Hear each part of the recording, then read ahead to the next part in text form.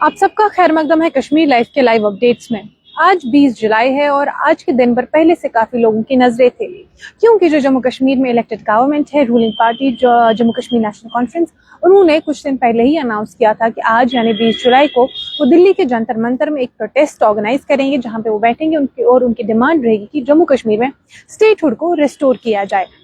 इसके साथ उन्होंने कहा कि उन्होंने सभी जो पॉलिटिकल पार्टीज है, जो जम्मू कश्मीर की रीजनल पार्टीज है, रिलीजियस लीडर्स है, उनको भी इनवाइट किया है। साथ ही साथ जो पार्टी प्रेसिडेंट फारूक अब्दुल्ला है, उन्होंने भी जो बाकी नेशनल पार्टीज है उनको भी इन्विटेशंस भेजे थे, लेटर्स लिखी थी और उनको भी इस प्रोटेस्ट में हिस्सा लेने के लिए इन्वाइट किया गया था। अब जो जम्मू कश्मीर की बाकी पार्टीज है, जैसे महबूबा मुफ्ती है, सजाद गनी लोन है, उनका ये कहना था कि ये जो प्रोटेस्ट है, डिमांड स्टेटहुड की ठीक है, बट सिर्फ स्टेटहुड की डिमांड करना ठीक नहीं है, क्योंकि एक्चुअल डिमांड होनी चाहिए आर्टिकल 370 और आर्टिकल 35A की, जो अगस्त 5, 2019 को चाहे वो स्टेटहुड हो और आर्टिकल 370 हो, उनको एक साथ ही जो है खत्म कर दिया गया था। तो उस डिमांड उस सारे की होनी चाहिए। वहीं बीजेपी का ये कहना था कि JK-NC का ये मूवमेंट एक पॉलिटिकल गिमिक है। उनका कहना था कि जो NC है वो चाहती है लोगों का ध्यान मेन मुद्दों से जाके इस पे जाए, इसलिए वो एक ये प्रोटेस्ट ऑर्गेनाइज कर रहे हैं। अब इसके बावजूद भी जो प्रोटेस्ट है, इवन तो उमर अब्दुल्ला ने कहा कि उन्हें अभी तक परमिशन नहीं मिली है, पर उसके बाद भी उन्होंने कहा कि परमिशन मिले या ना मिले, प्रोटेस्ट न्यू दिल्ली में जंतर मंतर में होगा ही।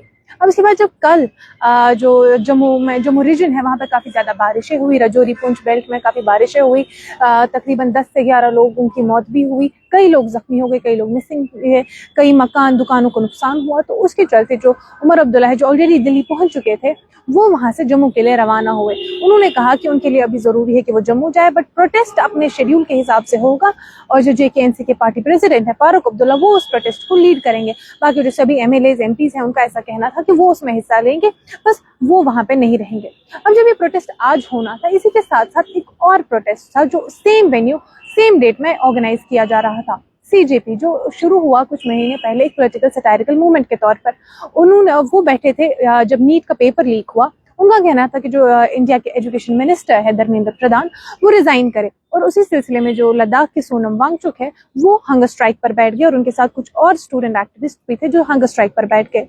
फिर 20 दिन बाद जब उनके सारे वाइटल्स गिर रहे थे, उनकी तबीयत और ज्यादा खराब हो रही थी, तो उन्हें हॉस्पिटल ले जाया गया अथॉरिटीज की तरफ से, क्योंकि कोर्ट ने ये डायरेक्टिव दिया था गवर्नमेंट को, दे हैव टू एंश्योर कि उन्हें कोई नुकसान ना पहुंचे।